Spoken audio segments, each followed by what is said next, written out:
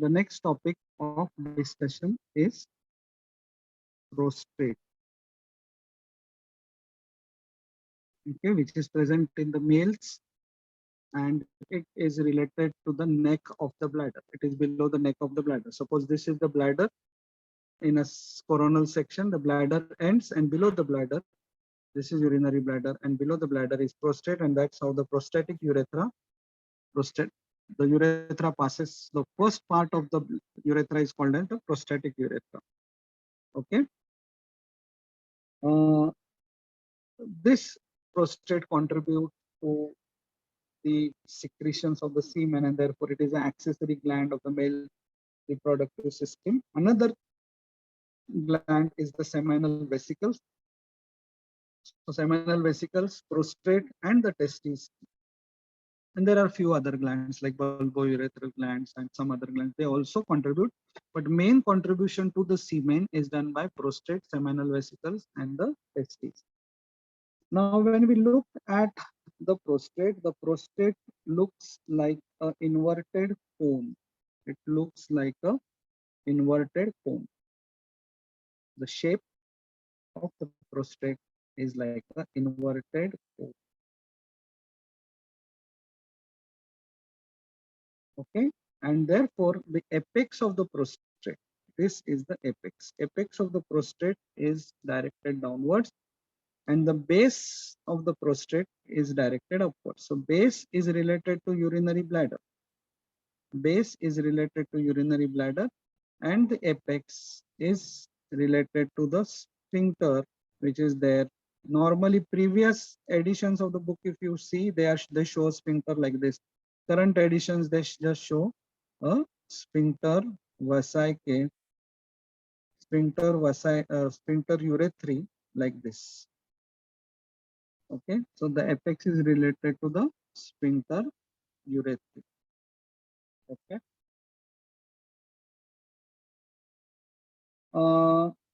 The surfaces of the prostate.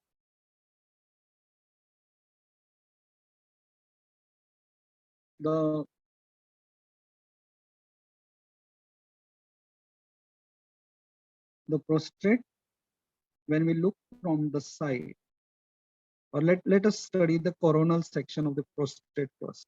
So the prostate in the coronal section looks like this. This is the urethra passing through the prostate.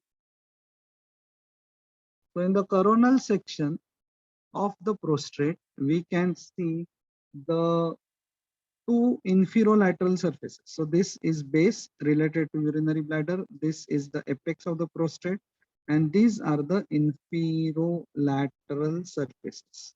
Similar to bladder, bladder also had inferolateral surfaces. Okay, and these are the two lobes which are called as lateral lobes. The two lateral lobes which can be seen in the coronal section. The two lateral lobes, these are the inferolateral surface. Now, when you look in a sagittal section, the prostate is like this. This is the urethra passing through it. Okay, and in the sagittal section, this is anterior, this is posterior. So this lobe is called as anterior lobe. Anterior lobe. This surface is called as anterior surface. Anterior surface. Okay. This surface is called as posterior surface. And this lobe is called as posterior lobe. Okay. The posterior lobe kind of connects the two lateral lobes. These two lateral lobes will be connected to each other by the posterior lobe. But here there are two one is in the side view. All of us know that we see the prostatic utricle, right? The prostatic utricle opening like this. In the coronal section, we see the urethral crest and prostatic this thing opening, and on the two side is the opening of the ejaculatory ducts.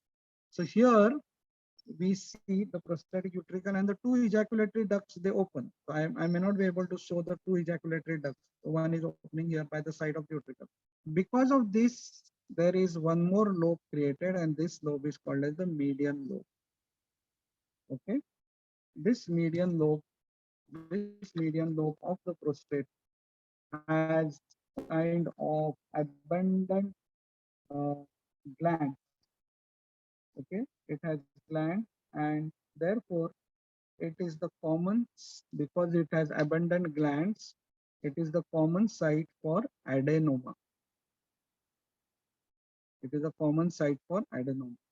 And the posterior lobe, it is a common site for cancer or carcinoma.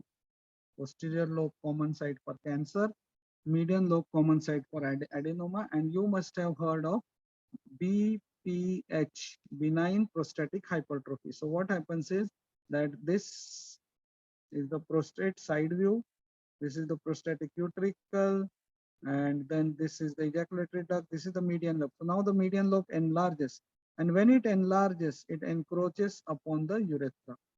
And now there is such a small passage for passing of urine. This is called as benign prostatic hypertrophy. Benign prostatic hypertrophy.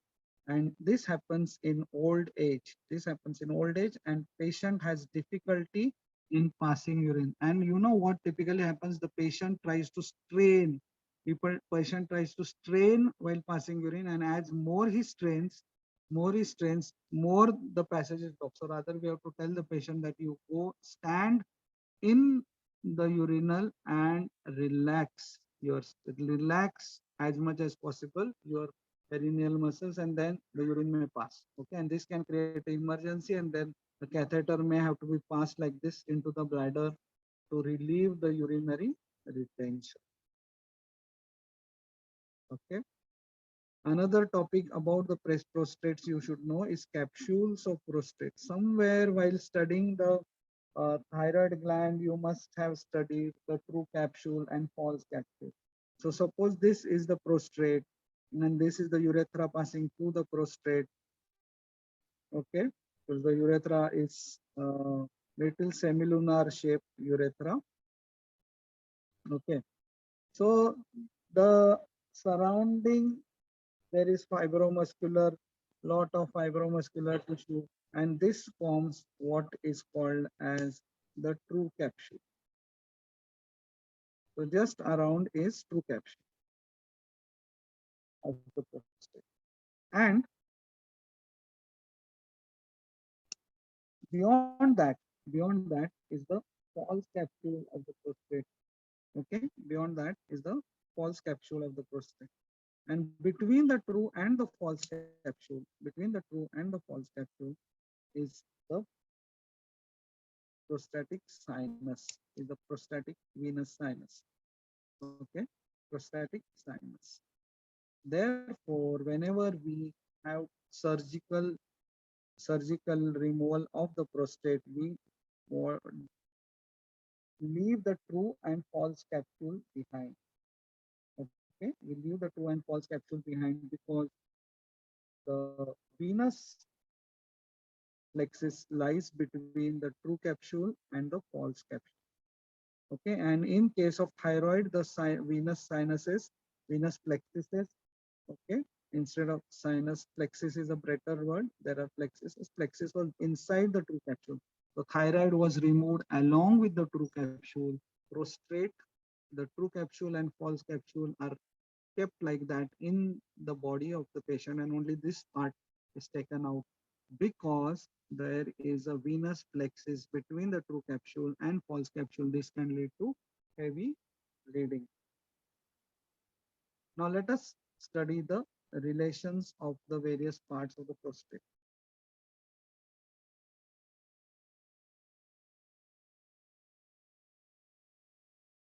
Okay.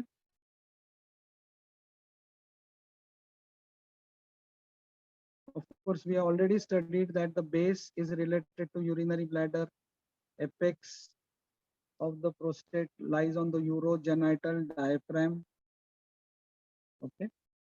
Now, anterior surface. Anterior surface. Anterior surface will be related to pubic symphysis. If you look in the side view, Side view always you have to draw the prostatic utricle, otherwise side view and front view may look same. So anterior surface is related to pubic symphysis. And it is here that there are two ligaments. Anterior surface is related to pubic symphysis, and here there are puboprostatic ligaments. Puboprostatic ligament. These puboprostatic ligaments, they are attached to the pubic symphysis. They are the supports for not only for the prostate, but they are supports for the urinary bladder also. Puboprostatic ligament. Okay. In the posterior surface, as all of us know that on the coming from the urinary bladder down like this is the pouch of which is called as a rectovesical pouch. Okay, so it will be slightly related to the rectovesical pouch. But when we look at the posterior view of the bladder, this is the bladder, then lower down here is the prostate.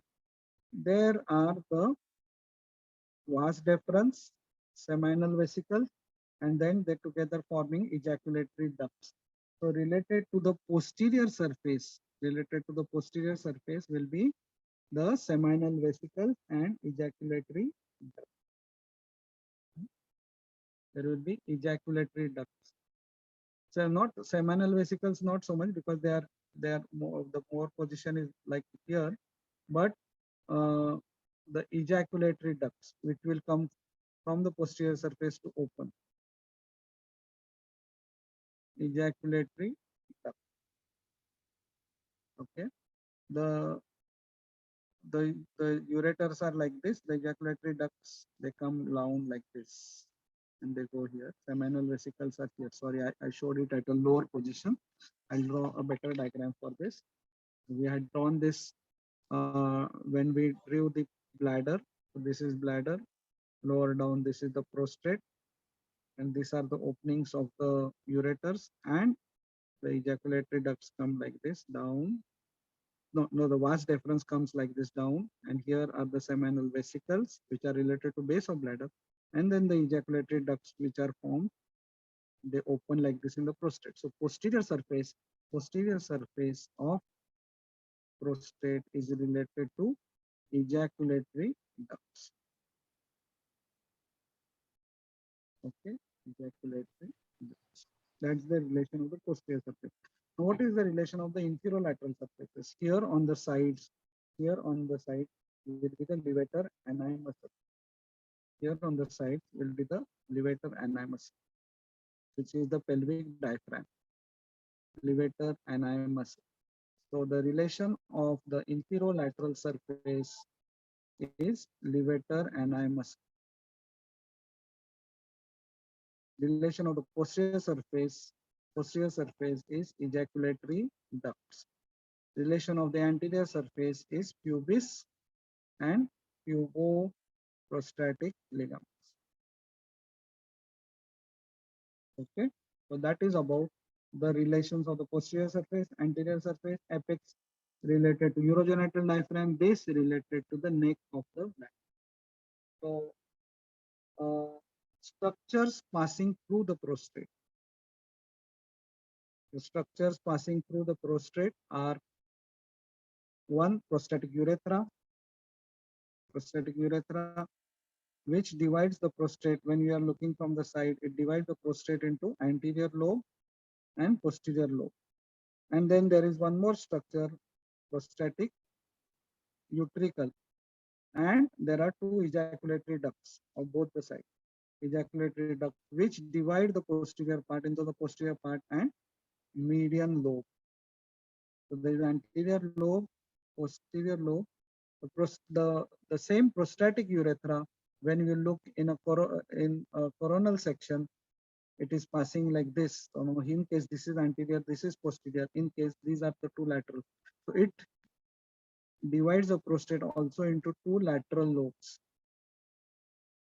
Okay, so prostatic urethra divides the prostate into lateral lobes in a coronal section, and when we look in anterior posterior view, we see an anterior lobe and a posterior lobe and the ejaculatory ducts, which further divided into median lobe and a posterior lobe.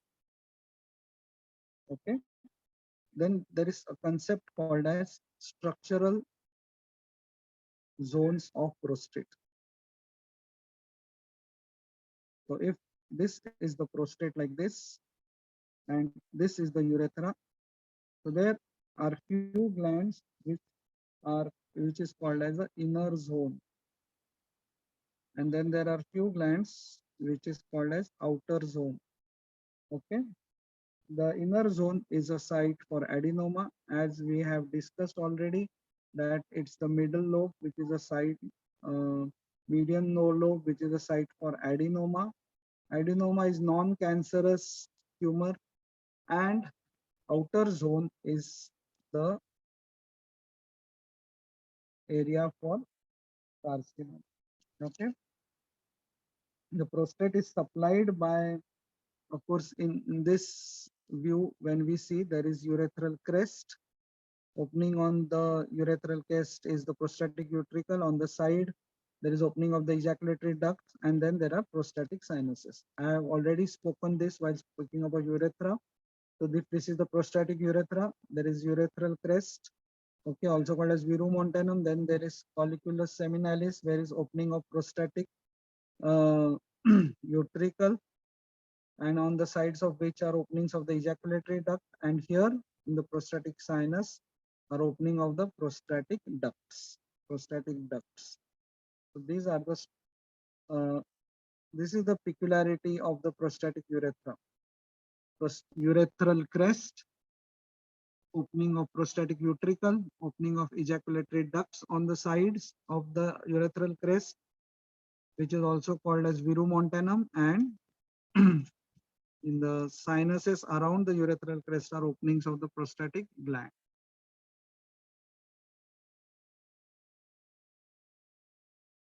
Okay. The blood supply of the prostate will come from the blood supply comes from inferior vesical artery, which is for the urinary bladder, from the middle rectal, okay, from the internal pudendal. The lymphatic drainage is into the is into the internal iliac and sacral lymph nodes, and the veins they form the plexus. Very important point is this prostatic plexus. It communicates with the vertebral venous plexus. Vertebral venous plexus, and that's how a prostatic cancer can go to the vertebral column. Okay, it can go to the brain also, brain and skull. This you have already seen in one more case, and that was the venous drainage of the breast. The veins draining the breast are connected to the vertebral venous plexus, and that's how a breast cancer can spread to vertebra and brain. And here now we are talking about the prostatic venous plexus also getting connected to the vertebral venous plexus, and that's how it also can spread to brain and skull.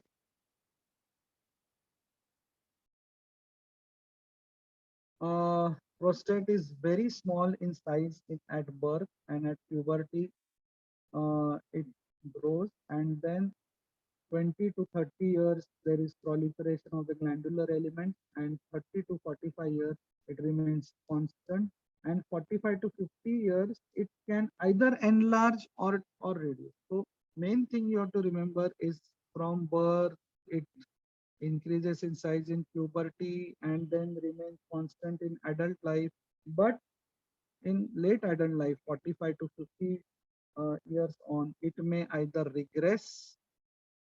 So one, that's a good thing that can happen, or it may enlarge and cause benign prostatic hypertrophy. And applied anatomy of the prostate is that the prostate gets enlarged, and we know median lobe enlargement in the median lobe is called as adenoma.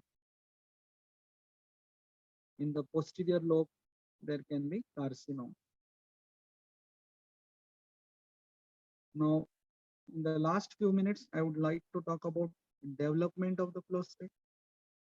We had seen the development of the urinary bladder. So this is the urinary bladder, and these are the two openings of the urethra, and these are the two openings in the prostate in the urethra, and these are the openings of the ejaculatory duct. And this part we used to call as trigone of the bladder. huh? Now let us go to the urethra proper, and this is the urethra. These are the two openings of the ejaculatory duct. So urethra also now has two parts. Urethra also has now two parts. I have just enlarged this part. Okay. So this part, which is developing from mesoderm, right? The trigone of the bladder is developing from mesoderm, and that portion is coming down here. And then the remaining part of the is from endoderm. Okay. So now this is the prostate. So from the this is the urethra, and from the urethra, various glands develop, and that leads to, so this is urethra, and from the urethra, various glands develop, and that leads to development of the prostate. But this some glands will be coming from the mesoderm because it is there in the posterior wall.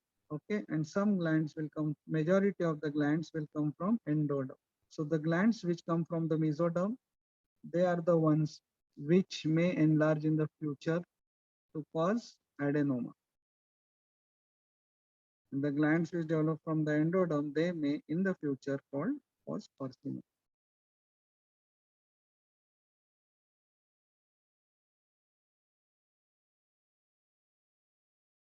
Okay, they can cause carcinoma. Now the last component is the histology. Histology of prostate.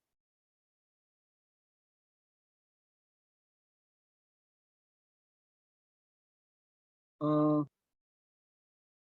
Two things. One is we see follicles,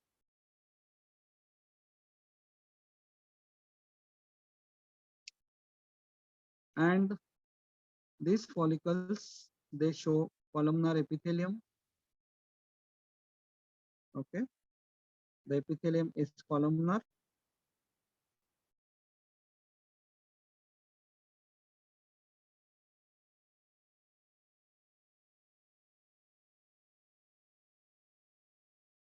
Okay, um,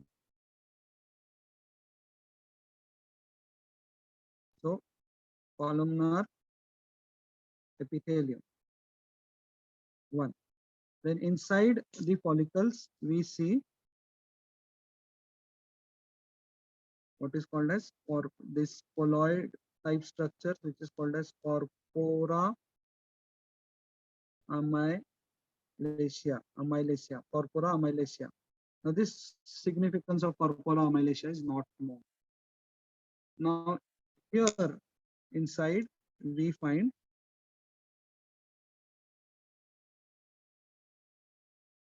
lots and lots of smooth muscles. Lots and lots of smooth muscles. Green is not the color for showing smooth muscle. You should. I'm just drawing it.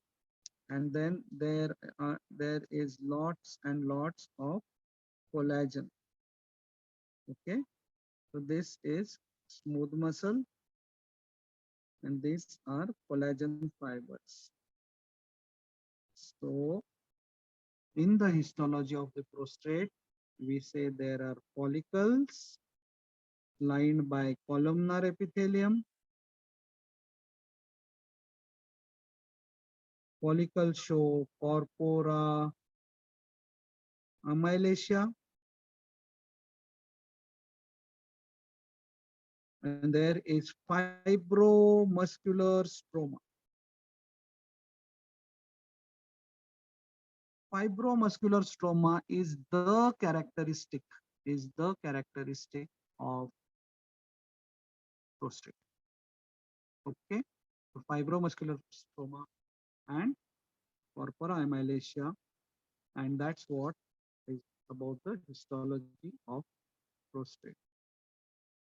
Thank you.